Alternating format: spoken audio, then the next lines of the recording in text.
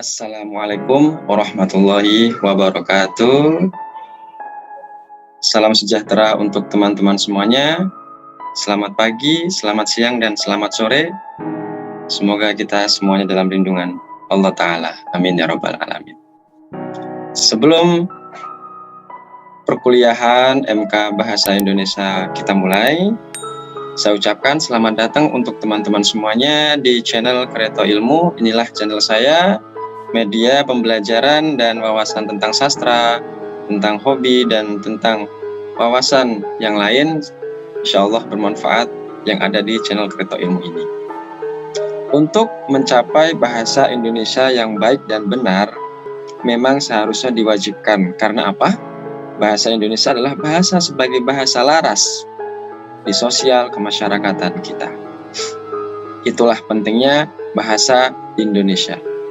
Baik, langsung saja kita menuju pembahasan perkuliahan materi mata kuliah bahasa Indonesia. Silakan. Selamat bersemangat dan panjang umur perjuangan untuk teman-teman mahasiswa.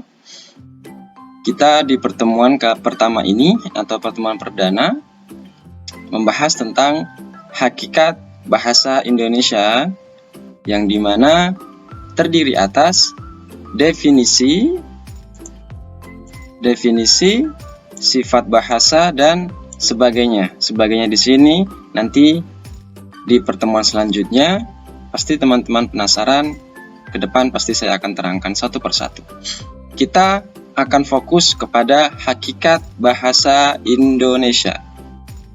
Definisi bahasa adalah sistem lambang bunyi yang menggunakan simbol-simbol vokal atau bunyi ujaran yang bersifat arbitrer.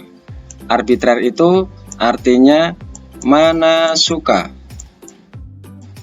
yang dapat diperkuat dengan gerak-gerak badaniah yang nyata, jelas. Bahasa itu sebuah sistem yang komunikasi. Tanpa bahasa, kita tidak dapat berkomunikasi. Nah, bahasa juga menggunakan simbol atau bunyi-bunyi vokal.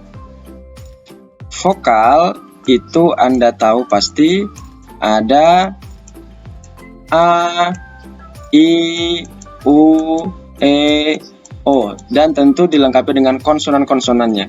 Dan setiap bahasa, setiap kita berkomunikasi, otomatis kita akan menggerakkan badan kita, dimulai dari mata, kening, mata, hidung, kuping, atau mungkin saja kaki, apalagi tangan. Tentu kita kalau setiap kita berbahasa, pastinya kita akan bergerak atau berkomunikasi. Tubuh kita ini selalu berkomunikasi. Nah, itu yang disebut dengan bahasa. Lebih mudah, mungkin bahasa ini sebagai alat komunikasi. Cukup sebagai alat komunikasi, baik secara lisan maupun secara gerak badania, yang disebut dengan gerak bersyarat. Nah, silakan Anda semua bisa menyimpulkan bahwa apa sih bentuk definisi dari bahasa itu. Kalau kita pelajari bersama, bahasa merupakan suatu sistem komunikasi. Komunikasi di sini bukan berarti secara lisan, tapi bahasa juga bisa bersyarat. Makanya di dunia ini perlu dipelajari juga bahasa isyarat. Itu yang disebut bahasa secara arbitrer. Jadi bahasa tidak hanya secara bahasa, pengucapan lewat mulut atau bibir, tapi bahasa juga bisa lewat tangan, lewat mata, lewat kuping, kadang lewat, bahkan sampai bisa lewat kaki, dan seluruh tubuh kita itu berbahasa. Itu intinya adalah bahasa adalah sebagai alat komunikasi, just communication. Itu yang perlu dipahami. Jika kita melihat slide yang di-share atau diberikan oleh kampus, kita bisa membuka bahan materi e-learning. Silakan teman-teman, mungkin sudah ada yang mendownload semuanya.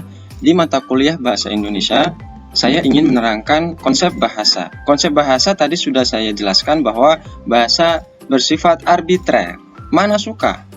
Terserah kita mau menggunakan bahasa dengan mulut, artinya bersuara, atau dengan bahasa tubuh. Itu namanya arbitrer. Mana suka. demokrasi bahasa itu ya, tidak ada yang memaksa. Selagi bahasa digunakan secara baik dan benar, selaras dengan perkembangan zaman dan sistem sosial masyarakat, itu sah-sah aja.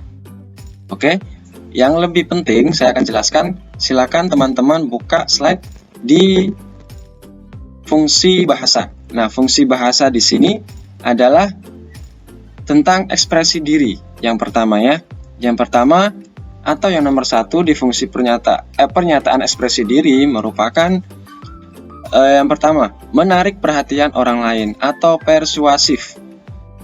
Jadi bahasa itu tujuannya adalah untuk menarik orang lain atau menginginkan orang lain supaya percaya sama kita.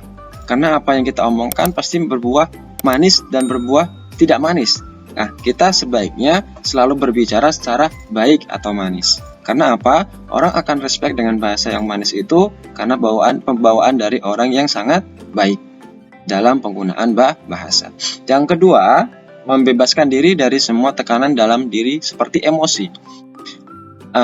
Kenapa dikenal dengan ketika orang marah sebaiknya diselesaikan secara kekeluargaan atau secara baik-baik. Nah, baik-baik di sini bukan berarti secara emosi, karena segala permasalahan dapat diselesaikan dengan cara berbahasa yang baik, pasti ada jalan keluar di sana.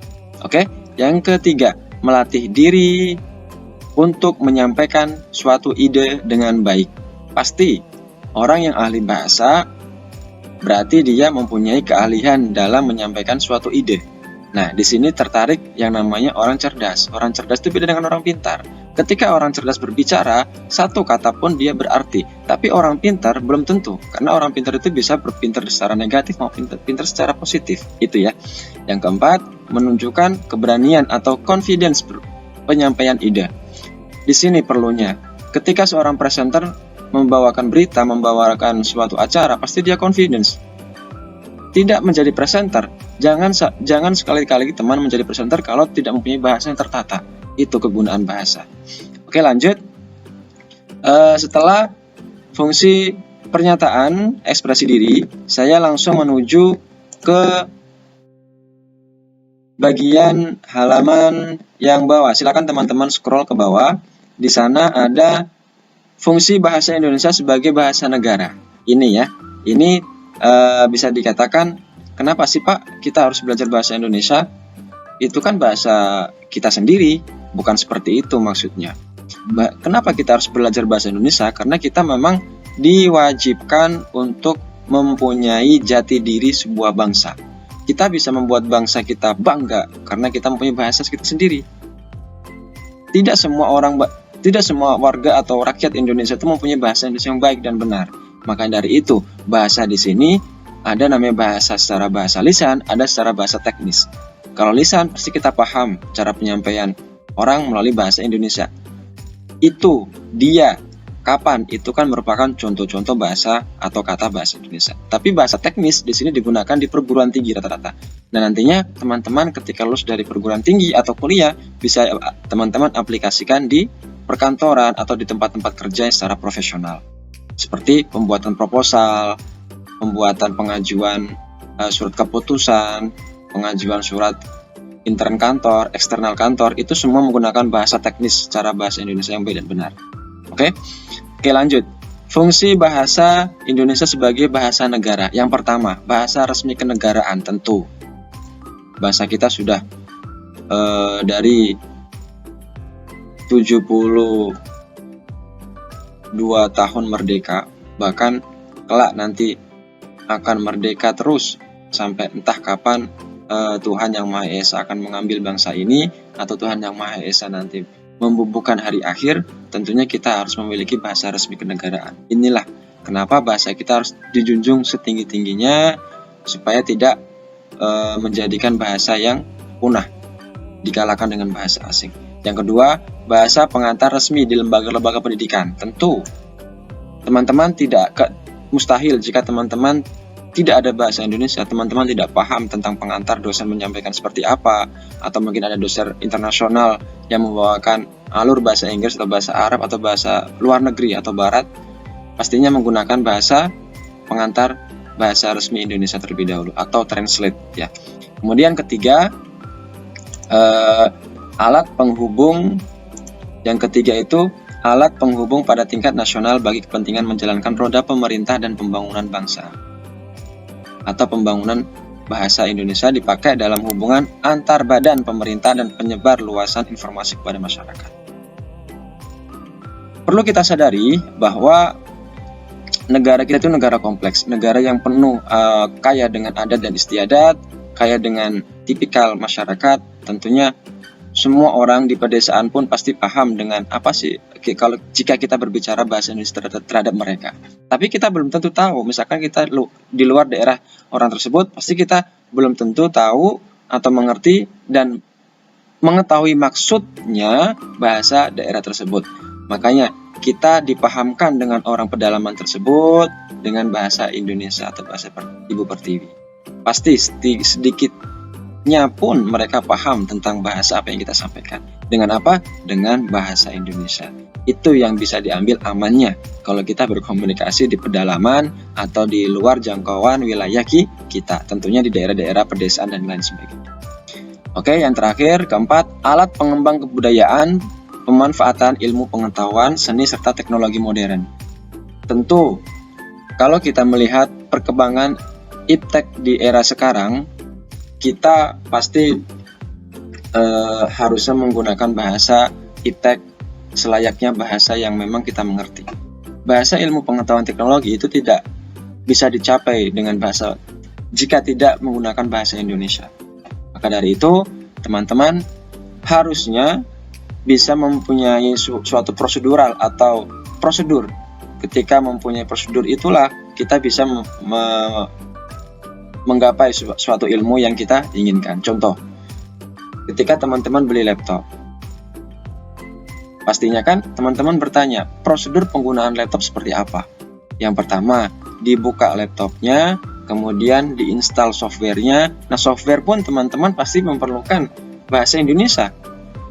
Minim sekali jika teman-teman tidak mempunyai keahlian berbahasa Inggris atau mengetahui arti atau makna bahasa Inggris, teman-teman bisa paham bahwa laptop tersebut bisa digunakan secara software dan hardware. Itu ya, makanya di semua apapun bentuk perkembangan iptek, pasti ada namanya Google Translate. Nah, di sini digunakan teman-teman pasti untuk mudah menggunakan bahasa Indonesia daripada bahasa Inggris, itulah. Nah, dari situlah kegunaan bahasa secara pemahaman. Untuk bahasa teknis, ke depan pasti ada namanya materi tentang cara penulisan proposal, cara penggunaan konjungsi, frasa dan parafrasa dan lainnya. Kita akan bahas selanjutnya. Dari saya cukup sampai di sini, mudah-mudahan bermanfaat dan tentunya teman-teman bisa mengerti dengan tujuan mengerti sedikit asal bermanfaat. Itu lebih baik daripada hanya menonton saja tapi tidak paham apa yang ingin diberitakan atau ingin dipahaminya. Itu ya. Oke. Baik. Itu yang bisa saya sampaikan di pertemuan kali ini. Semoga menjadi bahan renungan, bahan wawasan yang bermanfaat untuk teman-teman semuanya. Dan ingat, kesimpulan yang saya sampaikan adalah jika kita tidak mencintai bahasa Ibu Pertiwi, bahasa bumi Indonesia sendiri, lantas siapa yang dapat mengaplikasikannya? Teman-temanlah nanti sebagai pejuang bangsa masa depan tentu akan menjaga martabat negara ini dengan bahasa sejati, yaitu bahasa Indonesia. Mudah-mudahan dapat dimengerti, dan intinya tanamkan bahasa arbitrer tadi menjadi bahasa yang sopan, bahasa yang tertata, dan bahasa yang rapi. Karena laras bahasa adalah ujung tombak untuk teman-teman menggapai cita-cita. Terima kasih. Wassalamualaikum warahmatullahi wabarakatuh.